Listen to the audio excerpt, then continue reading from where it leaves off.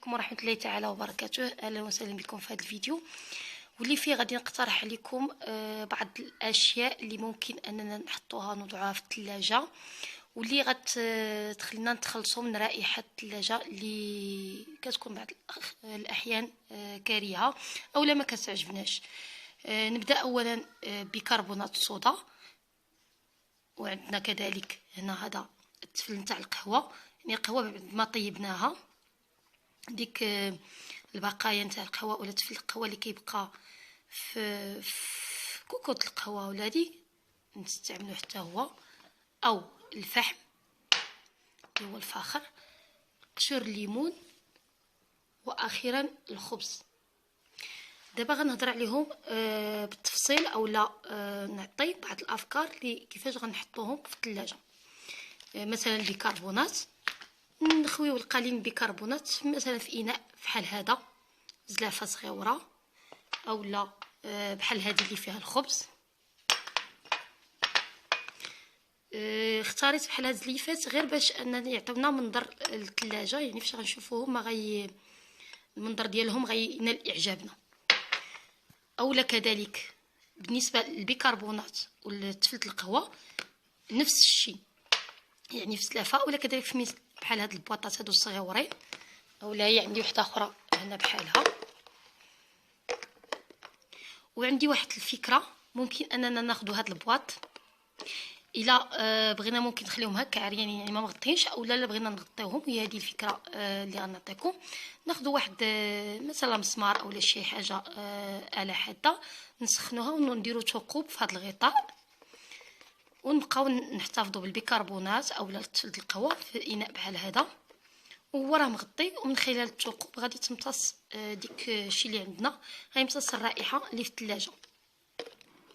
بالنسبه لهذا الفحم الحراري حتى هو غيتحط، مثلا انا هنا حاطاه بحال هذا في هذه القريعه بحال هذه اولا كاس.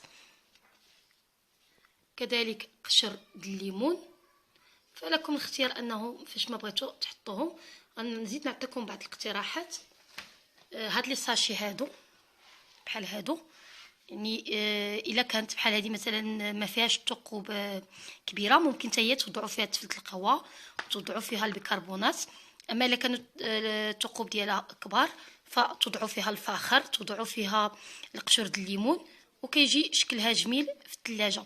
وعلى فكره الا كانوا صغار ممكن ديري اكثر من وحده وتفرقيهم في بلايص متفرقه في الثلاجه ديالك.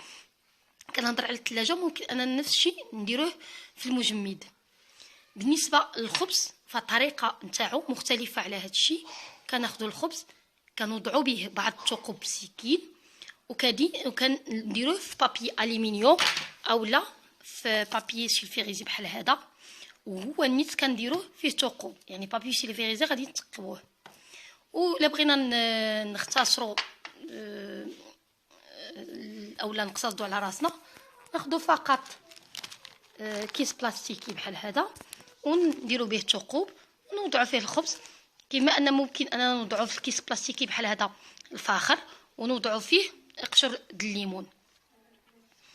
نتمنى هاد الافكار يكونوا وصلوا، نتمنى ان هاد الحيال ينالوا اعجابكم. الا بغيتوا مزيد من الحيال في البلايص اخرى او الاماكن اخرى في المطبخ اولا في المنزل ديالنا خليوا لي كومونتير.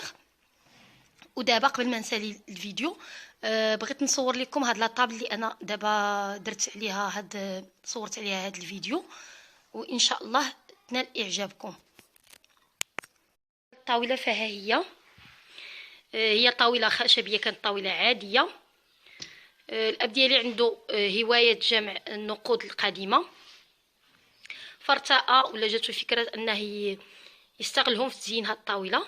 خدا واحد الورق اولا كاغيط غليظ، ستف فوقو النقود وضع فوقهم هاد الزجاجه هادي اللي جات مفصله على قد الطابله.